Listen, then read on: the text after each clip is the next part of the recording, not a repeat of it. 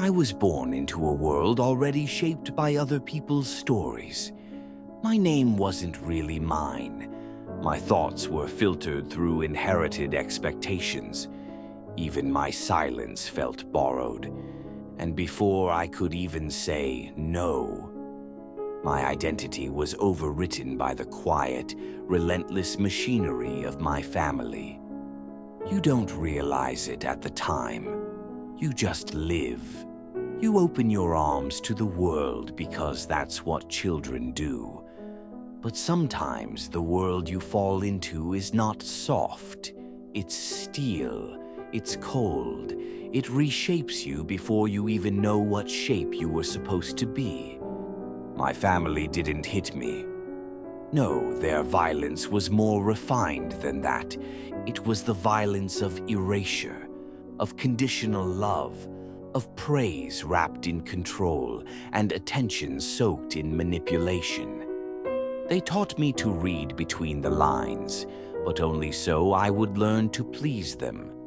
They taught me to anticipate their moods, but only so I would disappear when my presence became inconvenient. And slowly I became less of a person and more of a performance.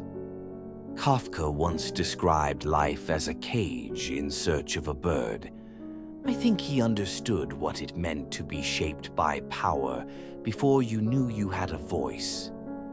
They said, "We love you," but what they meant was, "We love the version of you that makes us comfortable." They said, "We want the best for you," but what they meant was, "We want you to reflect our dreams, not your own." So I became good, too good. The kind of good that meant silent, obedient, invisible. And when you're invisible long enough, you begin to wonder, do I even exist, or am I just the echo of their desires? In a Kafkaesque world, guilt is inherited. Punishment arrives before crime, and you are always on trial for existing. That is the home I grew up in.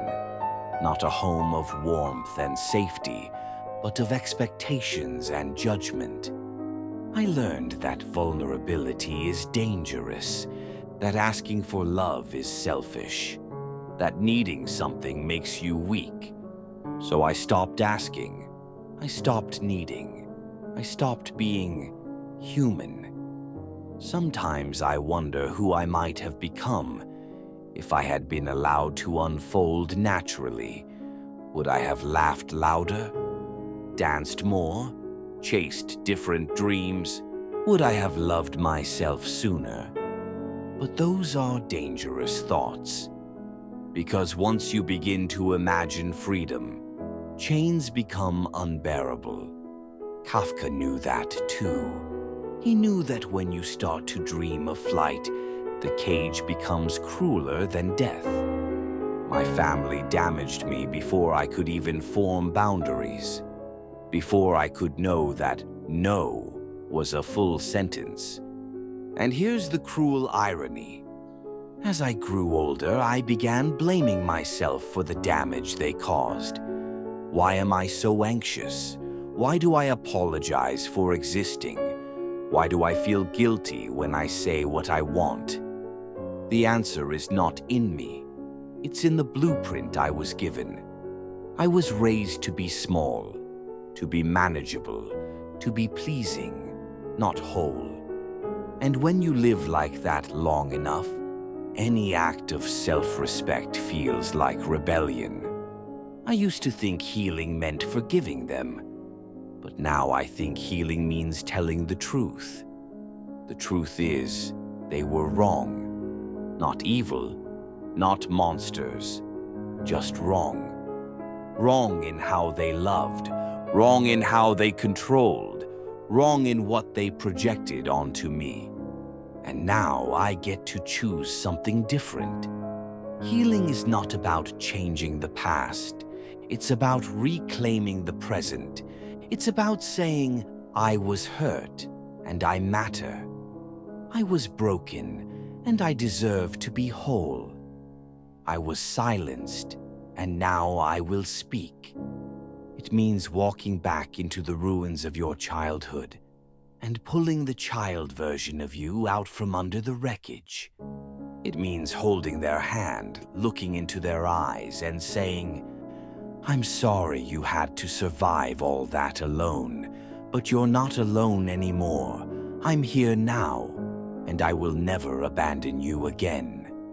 They damaged you before you could defend yourself, but now you are not defenseless. You have words, you have clarity, you have truth. And with those, you can begin to rebuild, not in their image, but in your own. If these words echo your inner voice, if this pain feels familiar, if you're tired of hiding and starving your soul just to fit in, then stay. Subscribe to A Voice in the Darkness. Here we speak the truths we were never allowed to say. We sit with our shadows. We honor the broken pieces. And together, we learn how to heal.